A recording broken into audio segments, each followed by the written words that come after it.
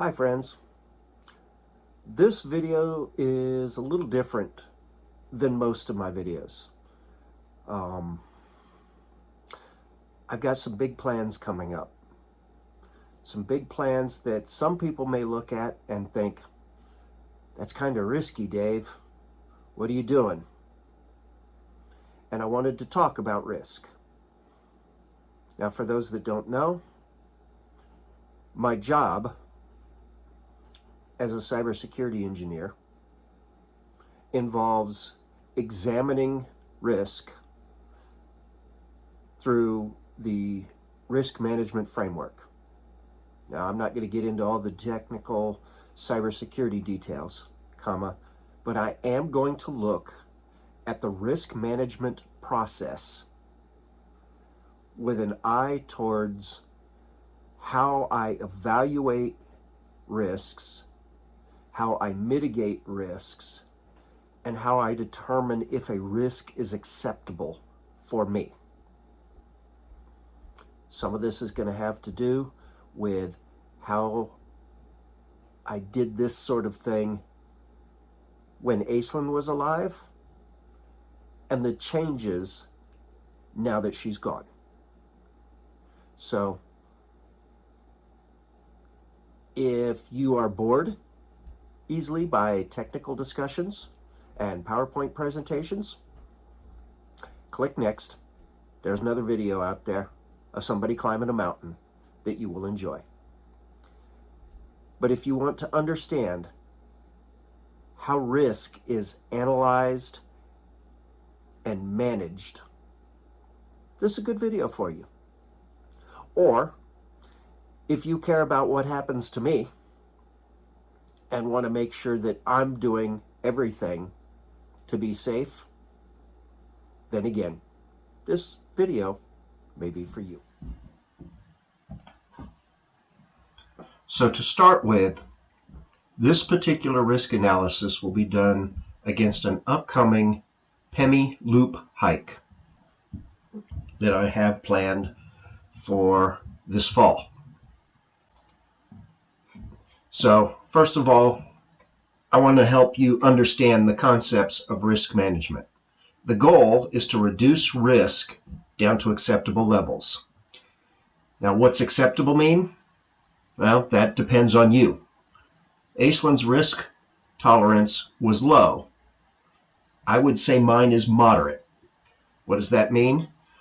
If I could not reduce the risk of an activity down to low for myself, Aislinn was not comfortable with me participating in that activity. Now that she is gone, I am less concerned with my risk levels. That doesn't mean that I don't care. That doesn't mean that I'm suicidal. That simply means that I am more comfortable with a higher level of risk because she is not at home depending on me. If something happens to me, then something happens to me, and we will deal with that.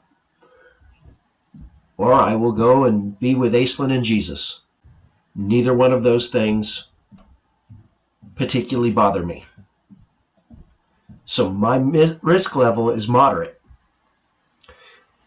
Risk levels are defined as, starting at the worst, very high, high, moderate, and low.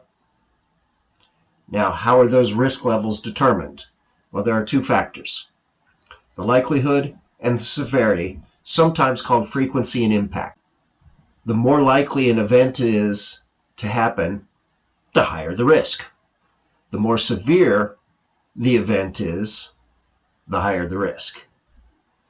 If you have something that is highly likely with a high severity, you're going to have a very high risk. It's kind of common sense, but you'll see in the matrix that we look at later how this all plays out. So how do you reduce risk? Well, you can reduce risk using what are called mitigations. A mitigation reduces risk by either reducing the likelihood, reducing the severity, or both. A mitigation can be preventative. which means it reduces the likelihood. A mitigation can be compensating, which reduces the severity. So let's take a look at this. You have a control or a mitigation that is preventative. An example is microspikes. They reduce the likelihood of a slip or fall on ice or snow, but they do not reduce the impact if it happens. You still fall down. You can still get hurt. But you're less likely to fall if you have microspikes when you are dealing with ice and snow. On the flip side, a compensating control is an ice axe. It does not reduce the likelihood of you sliding off the trail, but it does reduce the potential impact by giving you the chance of stopping yourself. So the key is to identify the risks that you need to mitigate. And you want to focus on high risks. These are usually your best bang for your buck.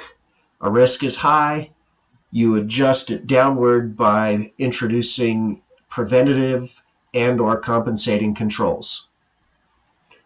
If a risk starts out as low, it's usually not worth the effort to mitigate it. The example I have is an asteroid hits me. That's such a low possibility that it's not even worth considering. But the severity is about as high as you can get. Additionally, that could happen with me sitting on my living room couch watching TV as easily as it could happen out in the woods. So I don't worry about being hit by an asteroid while I'm out hiking. It's not worth it. Plus, there's really no mitigations for that. It's going to happen or it's not going to happen. So, here are the identified risks. These are the risks that I have identified as moderate to high with mitigations that reduce it. So, number one, serious mechanical injury. I fall down and break a leg. I break an arm. Okay? On a big, long hike in rough terrain where there has the potential of being ice and snow, that's possible. So under likelihood, I've put possible. Under severity, I've put major. Again, you'll see the matrix in a minute. So a likelihood of possible and a severity of major results in a risk level of high. So, what can I do to mitigate it?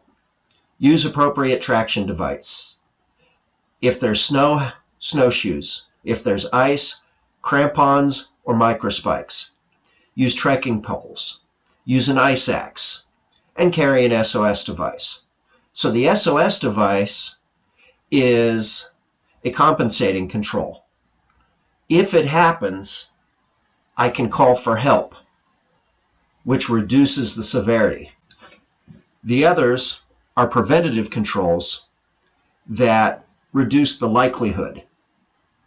And when you take those into account, the likelihood gets reduced to rare, and the severity gets reduced to moderate. So the mitigated risk. Now, what's another risk? Encountering dangerous wildlife. This particular hike is planned in the fall, and in the fall, the bears are trying to put on weight. You are much more likely to encounter a bear who is going to be aggressive in the fall than you are in the winter or the summer. So, what is the likelihood? Even the mitigations, it's really unlikely. And the severity, well, encountering a bear, depending on what happens, the severity could be major. You could be severely hurt or killed by a bear. So the risk level for this one is moderate. So what mitigations can you use? Well, you can carry bear spray. That is a compensating control because you've still encountered the dangerous wildlife, but the bear spray allows you to defend yourself, making it less likely that the bear is going to hurt you or hurt you as much. Use a bear hang or bear boxes for food storage, keeping the food away from where you're sleeping, including during cooking, to keep all of your food smells away from you when you are most vulnerable, which is when you're asleep. Those are preventative. If the bear's going to come hanging around, you want him to go hang around your food, not around your campsite. So keeping that separate. So the likelihood, because of the bear hang and bear boxes, is reduced to rare, and the severity is still major. But the overall mitigated risk is low. And the third one is getting lost. So the likelihood is possible. White mountains are very well marked, but sometimes you make wrong turns. The severity is major because getting lost in the woods, you can starve to death.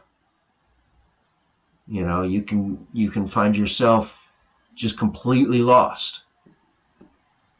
So the risk level is high. So what are the mitigations in place? Use GPS device and have backup power supplies. Have understanding and knowledge and equipment for map and compass navigation. Know and understand how to do terrain association navigation and know the trails. Those are all true for me. So the likelihood of getting lost drops down to rare, and the severity is still major, but rare and major indicate a risk level of low. So I keep talking about this matrix. What does that look like? This is the risk matrix.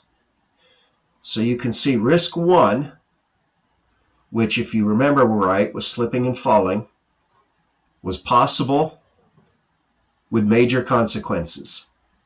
It was a high risk. But between compensating controls and preventative controls, the likelihood is reduced to unlikely and the severity is reduced to moderate, which is a risk level of medium. The second, which if you remember was encountering dangerous wildlife, major consequences, unlikely to happen, medium risk. But with the compensating and preventative controls, it goes from still major, but much less likely, rare. The risk level is low. And then the third item, which was getting lost,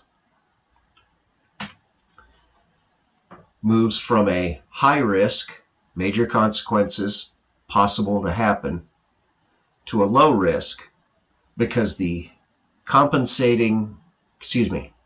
because the preventative controls decrease the likelihood from possible to rare. With all of those different navigation techniques in play, it is highly unlikely that I will get lost. So that's a risk analysis on one of my upcoming hikes. I don't necessarily do that detailed level of analysis on every hike, but in order to ensure that I have properly evaluated the risk when I'm unsure about a hike or when conditions change last minute, sometimes I will do a formal risk analysis. Now, that particular analysis did not include every potential risk. For example, I didn't talk about unexpected weather. That's also a risk. The 3 risks that I chose were put there to make sure that you could understand the concepts of mitigating the likelihood versus mitigating the impact of a risk. So, for your own adventures, you can use the same technique. You want to identify the biggest risks, and then if the overall risk level is too high, then you can either mitigate them or you cancel. I will always try and mitigate. As an example, I could mitigate by making sure I have proper gear to protect me should there be an unexpected weather instance. And that's an easy mitigation to happen. But if I don't own the gear, then I have to cancel. So use your best judgment, but get out there. Analyze the risk, mitigate the risk, and drive forward. I hope you've enjoyed this video. Like I said, it was very different than my normal video. But I thought it was an important topic to cover, especially for those who know me in the real world and may be concerned by upcoming hikes. This is Azimuth. Have a blessed day. Out.